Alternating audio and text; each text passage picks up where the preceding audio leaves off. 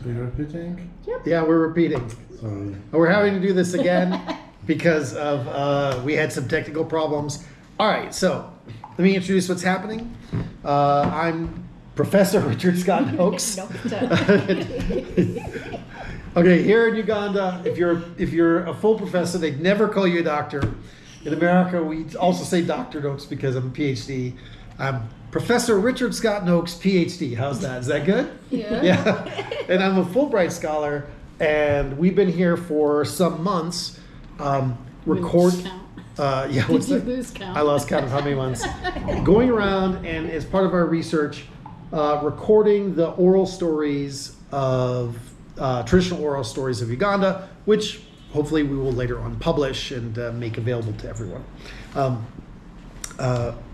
But in that time, one of the things that we've talked about is making a kind of behind the scenes thing. We like to watch found footage horror films, and in those are always these, we make fun of them because they do more shooting of behind the scenes than the actual thing they're supposed to be shooting. And in all the months that we've been doing this, I think have never shot anything that wasn't just the storytellers. And so, some people online had said, yeah, we'd like to see behind the scenes. And so that's what you're going to see here behind the scenes. This is not some sort of found footage horror film. This is just straight up behind the scenes of what we're really doing here, here in Uganda. And so that's what we're doing. So let's start by introducing the team to you. So the first person to introduce is Jamie, who is our camera woman, and she is camera shy, and she doesn't want to be on camera. That's why she likes to be the camera woman. She does all the camera work for us. You'll also hear her called Namakula, which is what she's called here in Uganda. Yeah, so that's who she is. Okay, do you want to? Wow. Yeah. Hello everyone, I'm Alice Nakandha. So what do I do? I'm a minister without portfolio. That aside, I organize our movements. Let's say if we are going to Eastern Uganda, I have to identify where we are going to sleep. I have to identify where we'll eat from. And also the people we are going to interview, because we are not going to find a random person and start interviewing immediately. So that's what I do basically. And also try to fit in the budget. Yeah. So we have to do all that before we move, because places are kind of different. You move one region in Uganda is double the price the other region. So we have to keep all that in mind. We will not have a standard budget. Yeah. So I have to consider all that before we set off for our journey. Thank you. Well, if this were a TV show, you'd be the producer. That would be your job. Yeah, you'd be the producer, which is do all the stuff to make everything happen. That's why I'm without portfolio. And the fourth member of our team here. Camera shy. Coming for you. Camera face me. Yeah. Are they seeing me? Yeah. You were seen. Ivan Walugembe is my name. Mr. International. Excuse me. I'm the transport officer. I'm the one in charge of movements when it comes to driving them and then organizing our small car that we use. It has been such a good experience moving with these people. To be honest, Uganda is such small but large. We have something like 120 districts. So far we traversed something like, I think, 30 or 40 districts. To be honest, there are places that I had never reached that these people take me to. And I'm also learning a lot from them. I think that is all. No, there's two other things. Number one is you've accidentally also become our security man. Yes, I'm something else I've not declared. I'm the security officer for these people. I'm in charge of security, by the way. I make sure that no one touches them. They have enough confidence in me. That is why at the end of the day, it's only that most times that I'm driving them, all of them are awake. Have I lied? All of them are awake. And we are still moving on. We are still pushing on to the end. And I'm still available. And the other thing is you introduce yourself as Ivan, but nobody calls you Ivan. What does everyone call you? Yes. Can you explain to the Americans and other foreigners? You people, the name that I love most is Ssalongo. Ssalongo here in Uganda means that you're a father of twins. I love that name because I've worked for it. So I prefer being called Ssalongo. That is a name they usually use, or they always use in our movements. Thank you so much. Yeah, there we go. Okay. Excellent. All right. Okay, do you want to pause or do you want to go on to talk about the next thing? Okay, all right. So we'll look at a map later on, but we're going up to the West Nile region, and we'll look at a map later on. So tell a little bit about that region. Also, you started to tell a story which I made you stop so that we'd be hearing it fresh for the first time about your friend. So tell us about this region, where we're going, what people we're going to see, etc. Yeah. We are going to West Nile. Just like everyone on our team, I'm really excited. It will be my first time in West Nile. These people speak very different languages. It is a very, very big region. So we'll start with the Jonam in Pakwach. Literally, in all these districts, they always have a delicacy. So we hope we'll have that delicacy in Pakwach. What's the delicacy in Pakwach? There is some small fish they eat. Okay. It's more like when you come to Uganda and be like, there is insanity. Yeah. Okay. So there is some small fish they eat. They love fish, obviously. So from Pakwach, we hope to head to Nebi, where the rural people are. From Nebi, we'll be staying in Nebi. For what reason?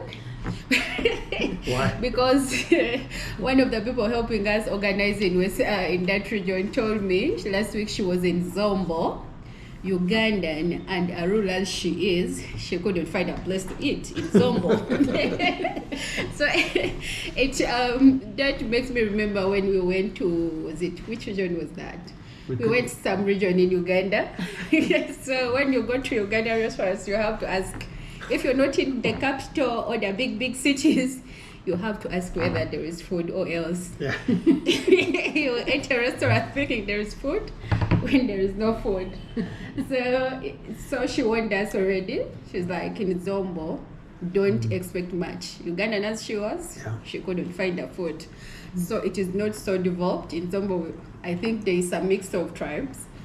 So in Zombo, we are interested in one small tribe, which is not documented even in the constitution of Uganda. So those will be the people we are going to interview in Zombo. The name itself, Zombo, if you're Ugandan, you may meet 2/3 of Ugandans who have never heard about Zombo. So I'm looking forward. Yeah. And from Zombo, we are going to head to Arua. It is the biggest, is it a city now? Yeah, Arua is a city. Yeah, it is the city of West Nile. So you expect a lot of business going on in Arua. It is famously for the Rugbara people, very diverse. Someone told me it extends up to Congo. So they easily mix up, just like most of the border districts we've been to, where you find the Gishu in Uganda, the Gishu in Kenya. The same applies, I think, to the Sabines. Yeah. There's some in Uganda, so the same will apply to the people of Lira, or rather Arua. So from Arua, we'll head to the Madi in Moyo district. So I'm just looking forward. These are places you rarely see people saying I'm from this side. Yeah. So I'm very lucky, at least I've met people from these very places. Then the other thing is, not every region we go to, everyone can speak English.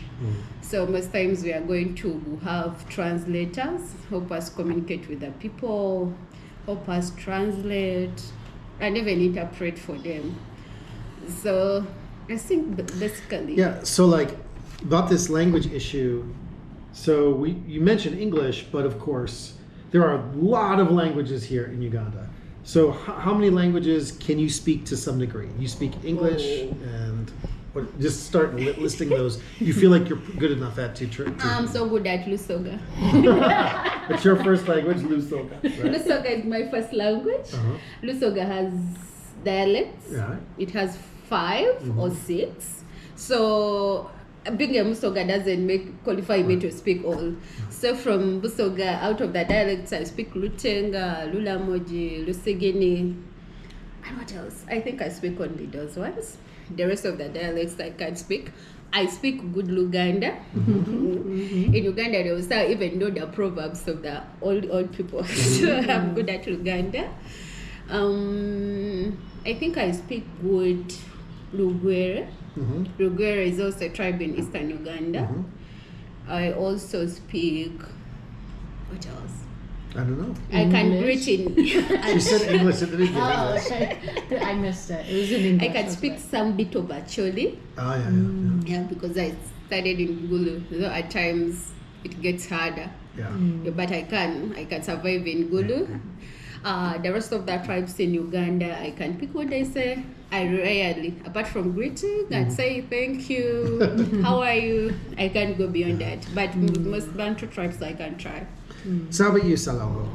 What languages do you speak? Oh, someone's disturbing me. Camera. Unlike Nakanda, at least I talked about the regions that we've moved to. Actually, I've talked about. Have you been to the West Nile before, where we're going? Yes, I've been there. Have you been to Zombo? Never. Had you heard of Zombo before? Never. We're going out. We're really going out. With Zombo, even the name scares. Even the name scares. But then, Like but we shall be there. Actually, before, if I interrupt you a little, Professor first said they stay in Koboka. I was like, whoa.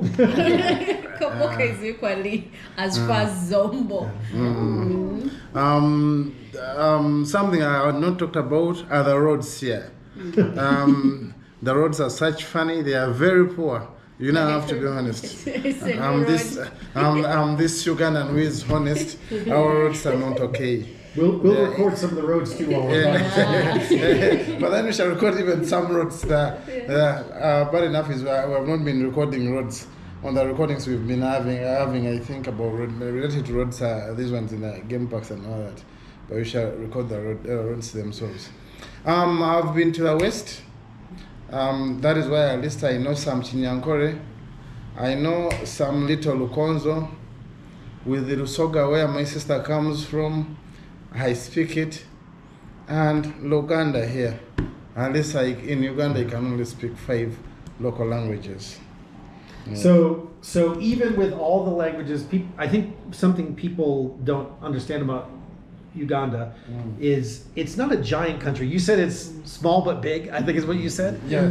Small but large, or is that there are so many kingdoms and chieftainates having different cultures and different languages. Yes, and that makes it so small but large. Yeah. And so we're going to a place where, in any of the places, does anyone speak the language? Any of the 4 or 5 places we're going to, do any of us speak those languages? No. Okay, so actually, I think from Moyo, the lady who's helping us organize the people in Moyo, she has taught me how to greet. Okay, good. Oh, yeah. So let's talk a little bit before we look at the map and we see where we're going. Let's talk a little about this. We keep talking about Zombo. In fact, this whole area we're going to is pretty remote for the rest of Uganda. Hey, Ssalongo's actually taking a video of us taking a video.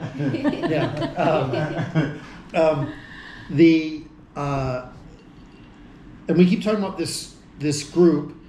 They're sometimes called the Lendu, but they don't like that term because I think it's an allure term for them that means the abandoned or lost or something. They prefer a term which none of us have heard pronounced. We've just read called the Ndrukwa.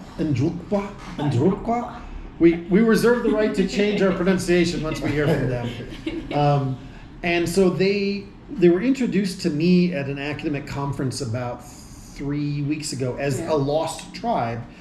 And what does that mean? They're a lost tribe. It doesn't mean that they're living out in the jungle a Stone Age existence. In fact, just today I was texting the king on our cell phones. What it means is that they are part of this larger group called the Lendu, but when the colonial borders, and there's like over 1 million Lendu in East Africa, but when the colonial borders were drawn, this group got left on the Ugandan side, and there's only like 18,000 of them, and they speak a different dialect. And so this Professor Agatha, who I met, she had done the first historical documentation of them. And so she connected me with them, and we thought, well, this is a group that really, really needs a lot of help in terms of preserving their culture. So when we say they're lost, people shouldn't imagine that we're going so far out in the bush that we'll never be heard from again. Like I said, they have cell coverage out there, although apparently you can't eat there. I can't eat there, not because there is no food, but because there is barely a place to eat from. No restaurants. Yeah. It doesn't make people starving. Because nobody travels there. It's more like when we met you, but we're asking for a restaurant around. It's like, I don't eat from restaurants. When I'm here, I eat from home. Yeah. So it's like in Zomba, everyone is eating from home. Yeah, and so when I began to, Dr. Agatha told me about this group, and when I started to look them up online, I only found a handful of things. They were like all Ugandan media aimed at Ugandans, and everyone was like, who are these people? like here in Uganda, nobody knows who they are. And so part of what we're doing this time is so this is we were already going to go up to this region, but the reason we're really working hard to go there is that they really have no representation. And I don't know how that's going to go, or what they're expecting. They're expecting a lot. Actually, when I was talking to the Prime Minister, is really looking forward. It's like they want to tell their story to the world must get to know about them. So that I think they're doing everything it takes. Is the Prime Minister in Uganda right now? Yeah. A few weeks ago, when we were first supposed to go, we got delayed. The Prime Minister was stuck in DRC, in the Democratic Republic of Congo, because of the Ebola outbreak. He couldn't come over, but I guess he's back now. I guess, yeah. Yeah. Okay. And they don't have. Traditionally, they don't have a writing system, and so a group called an orthography, for those of you who are linguists, and so a group called SLI, I think is the name of it, International, which is Bible translators, came in 2010 and developed a writing system for them, and has translated, I think, the whole, if not the whole, most of the New Testament, and then I think one book of the Old Testament, and has developed some things for them. Their language is a tonal language, so it might be a little even more difficult for y'all because of that. I think we've ever met such a tribe. I think even the Sabine have not yet found. Yeah. Their orthography is really hard. Yeah, and so now they have an orthography, and now they're trying to preserve their language. The only thing they have is part of the Bible. That's the only thing they have written down in their language. And the traditional stories, they need Jesus, and they all. And we're there to bring them the traditional stories too. Yeah. Cool. Anyway, so that's why we keep talking about this group out in Zombo. But we need to meet them. there's the Allure, and they live very near the Allure, right? Actually, that's why I said the Western is quite a big group of people. It has a mix of tribes, and you find that they were cut off from when they drew boundaries. Some were left in Congo, others in Uganda. Then there is this district Koboko, where we actually government is Adrukupa at first. So this in Koboko, it is mostly for Kakwas, but it also has that group of people. Some Sudanese. I don't think they are even Sudanese. It's like saying I'm a Msoga when I'm in Uganda. So it is a district, a border district. We'll it has do a map in a minute. And Sudan.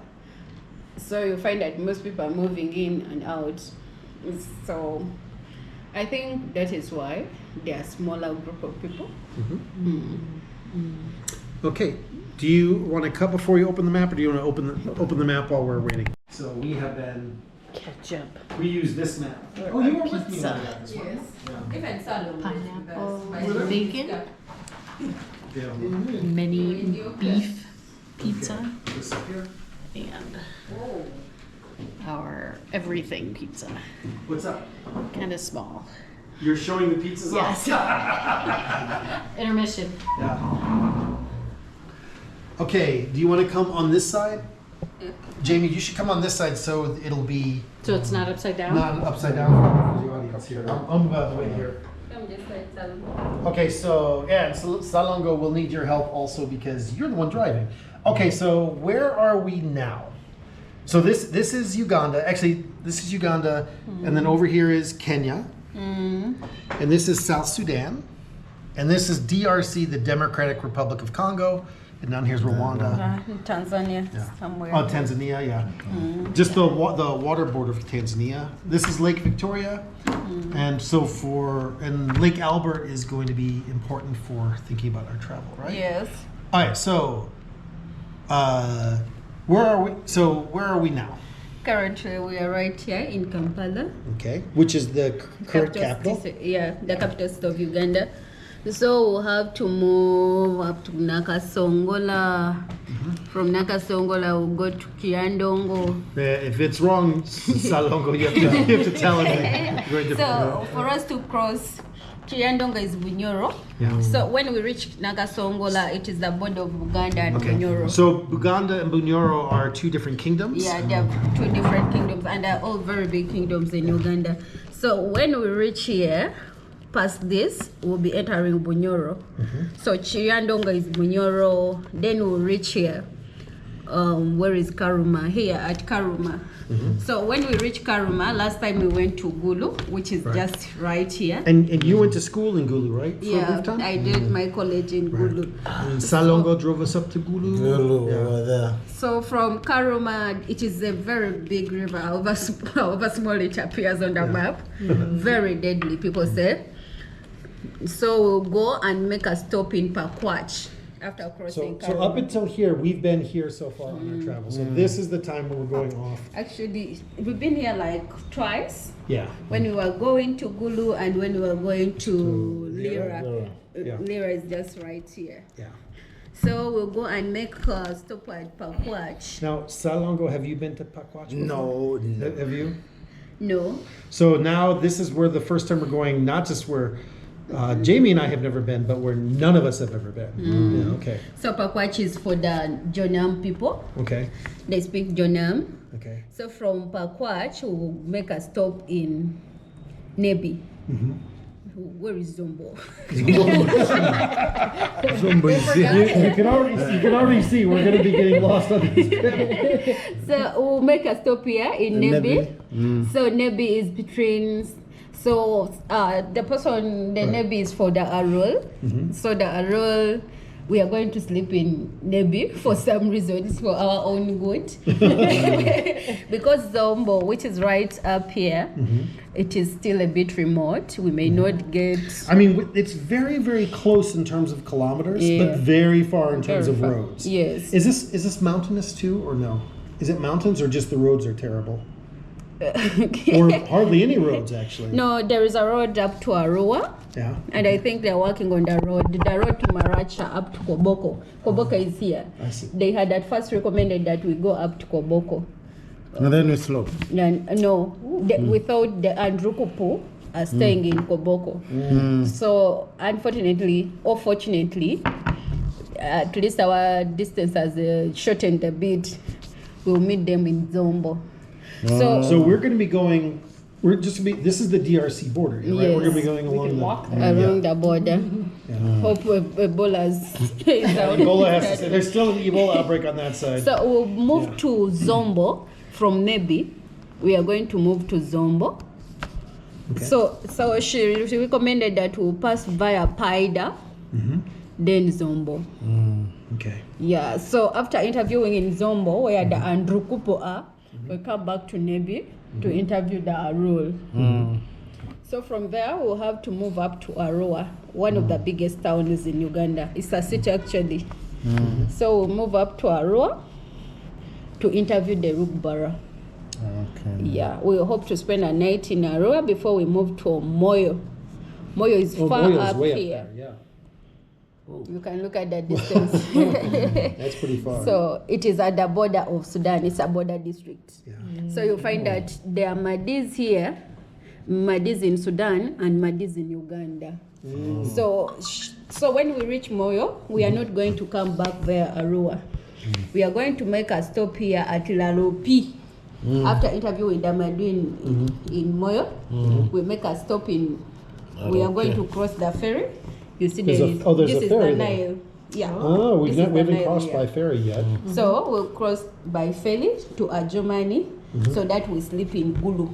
Ah, okay. Yeah. And then we'll sleep in Gulu, and then The we'll next come back. morning, we'll drive back to Kampala. Long drive back to Kampala. So I think one of the longest drives, the reason why we want to do this once is because coming all the way from Kampala Yeah. here And then you to West Nile, And we you can't come back. interview one place, come back, and then it will be so expensive on our side Oh yeah. and so tiresome. very tiresome. That is my biggest worry. I have to prepare my bag. No, just in case you travel twice, So it thi- would be a bit tiresome. Than Not us a traveling. bit. That is very tiresome. Than traveling bit. and then So- spending some time there. So the reason why we are making these stopovers, we'll also get time to rest. Imagine moving all the way from Kampala, come up to Arua. This is over 470 kilometers. Which reaching takes how here. long in the car? Oh, For our American viewers, 11 hours. 11 hours. And our roads are not that Yeah. good. So Uganda, for American viewers, Uganda is about the size of Oregon. Is that right? Yeah, it's about the size of Oregon. So these are not physically very far, but the roads are not good. Yeah, they're not so good. Yeah. So, and they were telling me, if we reach Koboko here, if I don't like how this is going. okay, when we reach Koboko, moving from here to Moyo, the road is, I always say, Maratamak. Maratamak. What is it? Tamak? You find some part is Naram, some part is Tamak. And that makes the road even more difficult to drive on. So this may take us some long hours, short as it is. It will take us many hours to get there, but all in all, we shall be well. So that's why we are not going to go back here, because from Moyo to Adjumani, the road is paved up to Gulu. Yes. So it is a good road. So this is the first trip. The reason I wanted to do this trip as our behind the scenes is, for most of this has been an adventure for Namakula and me. But you two have been to most of these places before. Only going to maybe the national parks are always an adventure regardless. This is the first one that's an adventure for all of us, and we're all going to be seeing things for the first time and learning for the first time. So, Yes. all right. So Even the other thing we have to keep in mind, most times when I move, I always want to eat my toke. Except that we pack some matoke and then go with it. Otherwise you're going to suffer. So this part of the country, we are going to eat more of millet bread and fish. There will be a lot of fish, Oh, roasted fish. fish. Ssalongo Everything is loves best. fish. Yeah. One country go right now. So there we have all kinds of fish. Salted fish, sun-dried fish, fresh fish, all types of fish you've ever seen. So there, you're starting fish from Pakwat, right here. Yeah. So it is the best trip for Ssalongo, I guess, because he has all his delicacies aligned. So for the rest of us, we may zombo. All right. All right. And so you all will be going on this adventure with us. We'll record this and put it all together afterward. If you're seeing this, we probably survived. If we don't, I guess we're not getting it back. It'll truly be found footage. And you'll be seeing things along with us. Yeah. Yeah. And we can't predict what we are going to find. We cannot predict. We've had some unpredictable things happen in the Yeah. past. We can maybe talk about them on the trip a little bit, but yeah.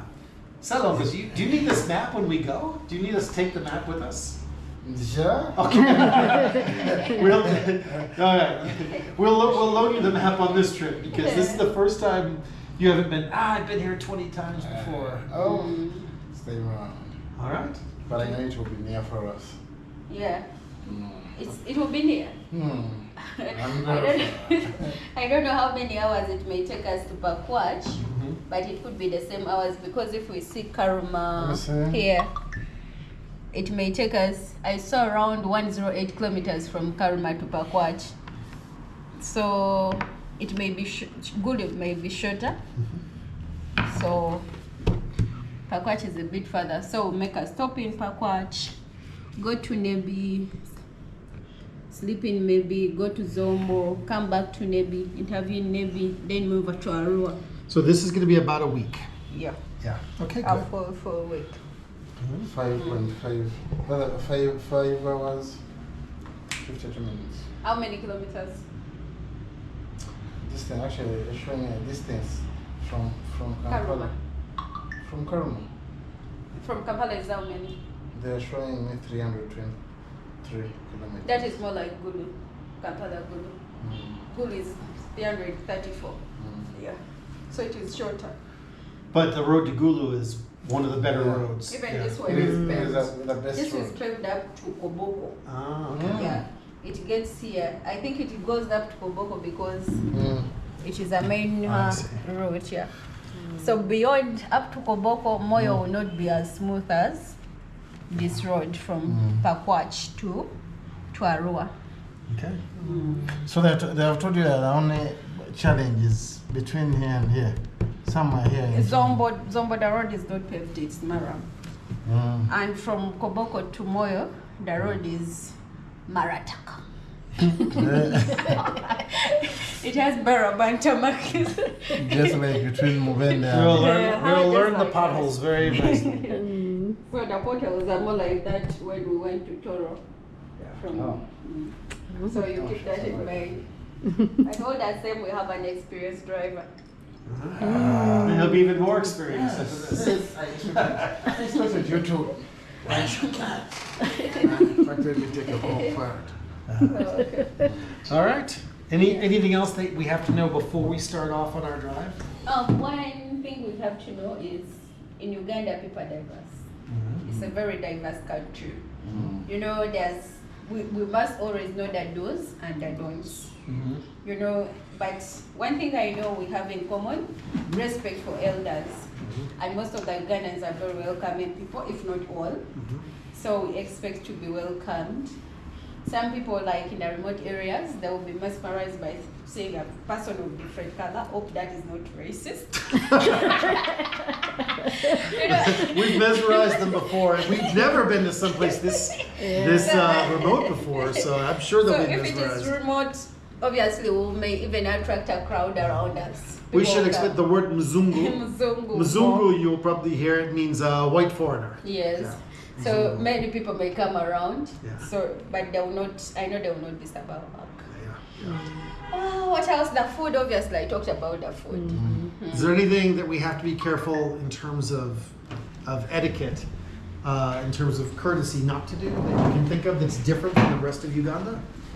I don't think there is much. All I know is we just have, you respect the elders. Yeah. You know, when we go, like we went to Gulu, it's bad manners to shake hands, good manners rather. So you may find people just, however much there is a bowler, someone will want to shake your hand. Although I found that they're very happy with the wrist tap instead of the shaking hands. Have you not found that? It's not common here. Not common here? Oh, okay. All right. Well, we take with us hand sanitizer, very powerful hand sanitizer. Because of Ebola. And we take all these are border districts. yeah, we got what else? We got the temperature gun. temperature gun, and everyone takes anti-malarials so that if we get sick, they know it's not malaria. Yeah, and so we have to And be maybe careful. even they think we may find even more smaller tribes than the smaller tribe we are going to meet in Zombo. Yeah. As I said, it's a mix-up. Some are cut, some are in Uganda, some are in Sudan, some are in Congo. Yeah. So we may expect even people wanting to tell their story, Yeah. however much we have not done for them. Yeah, one thing that's going to be a challenge for us is it always takes longer. We have to do the informed consent form, and if that has to be translated, that takes longer. Yeah.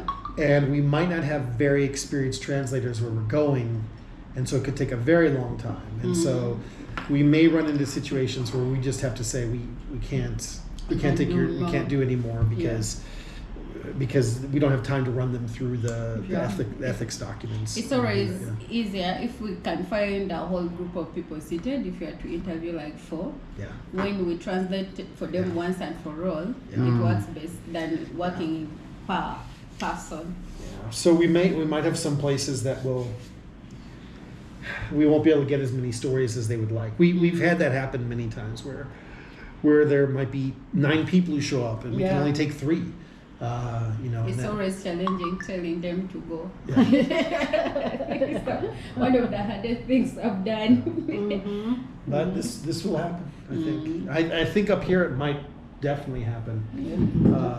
Ooh, good catch. Look at that. That was caught on camera too. Yeah, yeah. We'll see how. Okay. All right. Great. So we're not leaving tomorrow because we have some things at the immigration office we have to take care of. We'll leave in a couple days, and I think the next video you'll see probably will be us in the car, getting ready to go in the car, or something like that. Maybe we'll do. We won't do it. Maybe we'll do something where we show some of the equipment, but I don't know because the camera can't be on the camera. So Oh. yeah. All right. Great. Okay. Bye bye. How was that? Yeah.